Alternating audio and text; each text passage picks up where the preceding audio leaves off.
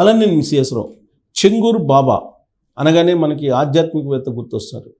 బాబాలు కదా, వాళ్ళు కొన్ని ఆధ్యాత్మిక సనాతన ధర్మాలు లేదంటే ఇతరతర మతాలకు సంబంధించినటువంటి పద్ధతుల్ని గౌరవించి పాటించేటువంటి వాళ్ళు అని మనం సహజంగా అనుకుంటాం. ఈ చెంగూరు బాబా ఏం చేశాడు తెలుసా? లవ్ జిహాద్ తరహాలోనే ఆపరేషన్ చేశారు. మనం లవ్ జిహాద్ అనేది వింటుంటాం కదా, అంటే భారతీయ మహిళల్ని ఇస్లాంకి సంబంధించినటువంటి వాళ్ళు తమ మతంలోకి మార్చుకొని గందరగోళం చేస్తున్నారనేది ఈ మధ్యకాలంలో మనకి లవ్ జిహాద్ సంబంధించినటువంటి అంశాలు బయటకు వస్తూ ఉన్నాయి. ఈ లవ్ జిహాద్ మీద వ్యతిరేకంగా బీజేపీ వాళ్ళు, ఏబీపీ వాళ్ళు, ఆర్ఎస్ఎస్ వాళ్ళు అనేక సందర్భాల్లో అనేక రకాలుగా మాట్లాడుతున్నారు కూడా. లవ్ జిహాద్ తోటి హిందూ మహిళలను మోసం చేస్తున్నారు, హిందూ మహిళలను వశపరుచుకుంటున్నారు, హిందూ మహిళల్ని అమ్మేస్తున్నారు అనేది కూడా వినిపిస్తుంది. కొన్ని సందర్భాల్లో లవ్ జిహాద్ పేరుతోటి వాళ్ళని పెళ్లి చేసుకొని ఇస్లామిక్ మతంలోకి కన్వర్ట్ చేసేసి ఆ తర్వాత వాళ్ళు తీసుకెళ్ళి వేరే వాళ్ళకి అమ్మడం, ఇవన్నీ కూడా కొన్ని న్యూస్ వస్తూ ఉంటాయి. ఎందుకంటే ఇస్లాంలో ఒకే భార్యతోటి ఉండాలి, ఒకే భార్యతోటి పెళ్లి చేసుకోవాలనేది లేదు. ఎంతమందినైనా పెళ్లి చేసుకోవచ్చు. కాబట్టి ఇస్లాం మతంలోకి మారావు అని అంటే ఖచ్చితంగా ఇంకా ఎంతమందినైనా చేసుకోవడానికి అంగీకరిస్తేనే ఆ మహిళ మారాలి. ఈ లవ్ జిహాద్ పేరుతోటి హిందూ మహిళల్ని కొంతమంది పక్కదో పట్టిస్తున్నారు అనేది ఆర్ఎస్ఎస్ వాళ్ళు, హిందూ సమాజం చాలా సందర్భాల్లో చెప్తూ ఉంది. ఇప్పుడు చెంగూరు బాబా అనగానే మనం ఏమనుకుంటాం? ఖచ్చితంగా ఆయన ఏదో పవిత్రంగా ఉంటాడు, పవిత్రమైన కార్యక్రమాలు, పవిత్రమైన పనులు చేస్తుంటారని చెప్పి అనుకుంటాం. దానికి తగ్గట్టు ఆయన ఆర్ఎస్ఎస్ నేపథ్యాన్ని చెప్తూ ఉన్నారు. చెంగూరు బాబా ఆర్ఎస్ఎస్ నేపథ్యం నుంచి వచ్చాను, ఆర్ఎస్ఎస్ అని చెప్పి కనిపించేటువంటి వాళ్ళందరికీ చెప్తున్నారు. కానీ ఆయన చేసే పని ఏంటో తెలుసా? హిందూ మహిళలను టార్గెట్ చేస్తాడు. హిందూ మహిళలను టార్గెట్ చేసి ఇస్లాం మతంలోకి మార్చితే డబ్బులు ఆఫర్ చేస్తున్నారు. అది కూడా ఎలా చేస్తున్నారు తెలుసా? కులాల ప్రకారం. జనరల్గా మనకి హిందూ వ్యవస్థలో కుల వ్యవస్థ అనేది ఉంది.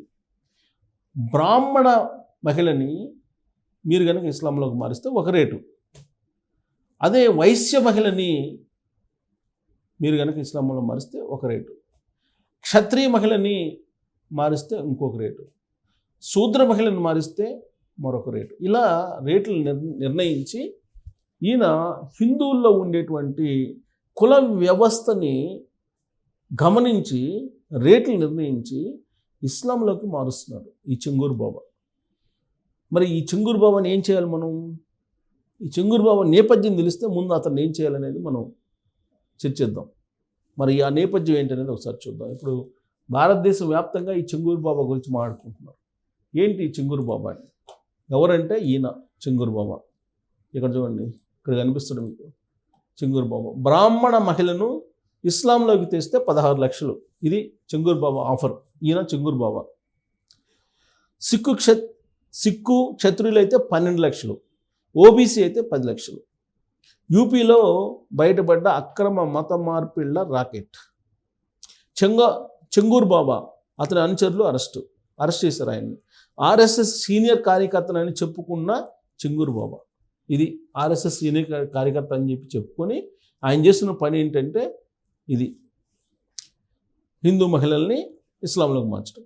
పేదలు, నిస్సహాయులు, వెనకబడిన వర్గాలకు చెందిన వారు, వితంతువులు, కష్టాల్లో ఉన్నవారు, మరీ ముఖ్యంగా హిందూ మహిళలు, మైనర్ బాలికలే లక్ష్యం.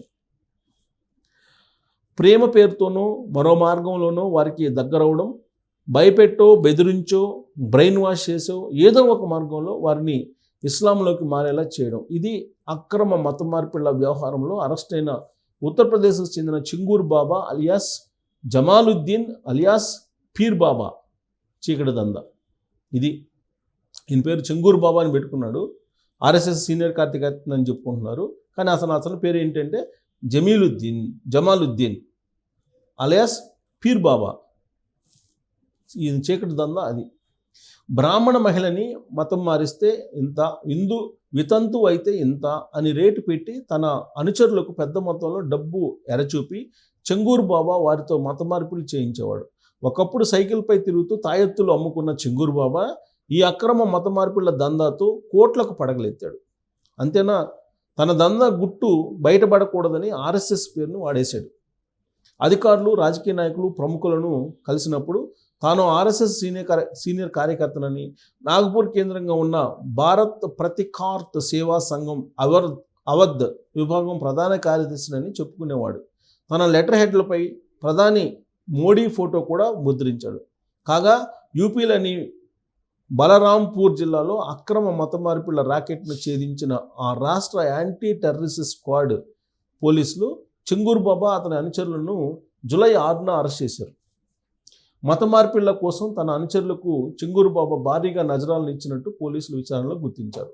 బ్రాహ్మణ మహిళలను ఇస్లాం మతంలోకి మారిస్తే 16 లక్షలు, సిక్కు క్షత్రియ మహిళలను మారిస్తే 12 లక్షలు, ఓబీసీ మహిళలను ఇస్లాంలోకి మారిస్తే 10 లక్షల చొప్పున నజరానాలు ఇచ్చేవాడు. ఈ వ్యవహారంపై ఈడీ కూడా దృష్టి సారించింది. చెంగూరుకు ఇంత డబ్బు ఎలా వచ్చిందని ఆరా తీయగా ఇస్లామిక్ దేశాల నుంచి పెద్ద మొత్తంలో డబ్బు చెంగూరు అతని అనుచరులకు అందినట్టు కనుగొన్నారు. ఇది దారుణాది దారుణం.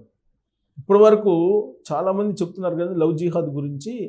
ఈ స్థాయిలో భారతదేశంలోకి చొరబడి ఇస్లామిక్ దేశాలు హిందూ మహిళలను టార్గెట్ చేసి ఇస్లాంలోకి మారుస్తున్నారని అంటే, అది కూడా ఉత్తరప్రదేశ్లో యోగి ఆదిత్యనాథ్ అక్కడ ముఖ్యమంత్రిగా ఉన్నాడు, పైన ప్రధానమంత్రి నరేంద్ర మోడీగా ఉన్నారు.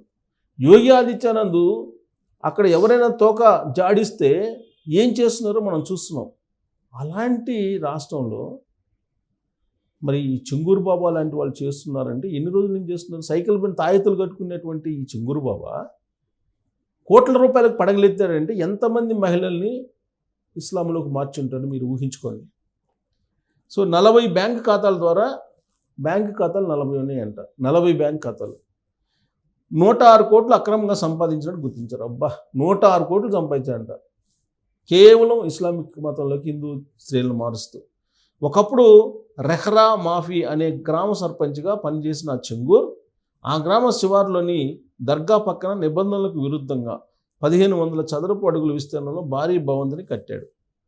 అధికారులు దాన్ని కూల్చివేశారు. ఇక విదేశాల నుంచి ఆయన అందిన సొమ్ముతో చెంగూర్ ఉగ్రవాద శిక్షణ కేంద్రానికి కూడా నెట్టినట్టు పోలీసులు ఎఫ్ఐఆర్లో పేర్కొనడం ఉన్నారు. సో ఈయన ఉగ్రవాద శిక్షణ కూడా ఇస్తున్నాడంట.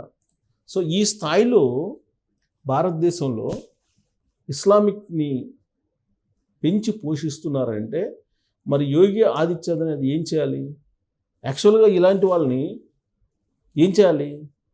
యోగి ఆదిత్యనాథ్ ఎన్కౌంటర్ చేసేయాలి. జనరల్గా అక్కడ ఎన్కౌంటర్లు ఎక్కువ జరుగుతున్నాయి ఇప్పుడు. ఇలాంటి వాళ్ళని ఎన్కౌంటర్ చేయాలని చెప్పి చాలామంది డిమాండ్ చేస్తున్నారు. మరి మీకు ఎన్కౌంటర్ చేయాలనిపిస్తుందా? లేదంటే అసలు ఈయన మూలాలు, ఈయనతోటి ఇంకా ఎంతమంది ఉన్నారు, భారతదేశంలో ఎంతమందితోటి ఈయనకి లింకప్స్ ఉన్నాయి, ఇవన్నీ కూడా విచారించి తర్వాత చర్యలు తీసుకోవాలా? ఏం చేయాలి ఇలాంటి అతన్ని అనే దాని మీద మీరు కామెంట్ చేయొచ్చు. Thank you.